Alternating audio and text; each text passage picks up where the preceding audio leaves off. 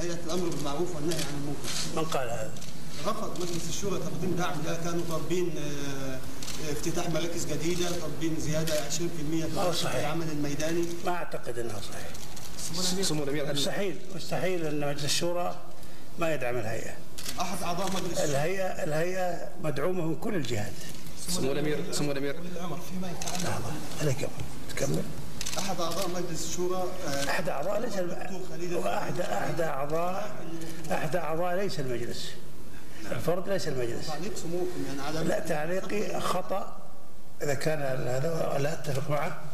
الهيئة مرفق هام يجب أن يدعم كل النواحي، وأحب أقول أنه فيه استهداف للأسف، وحتى من الإعلاميين يتلقطون السلبيات البسيطة وينفخون فيها حتى تكبر، حتى يسيئوا للهيئة.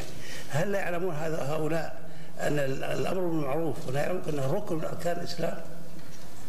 الله عز وجل يقول: والذين إن مكناهم في الأرض أقاموا الصلاة وآتوا الزكاة وأمروا بالمعروف ونهوا عن المنكر. فإذا كنا مسلمين يجب أن نعرف هذا، وإذا كنا معنا مسلمين فليس هذا وطن لغير المسلمين.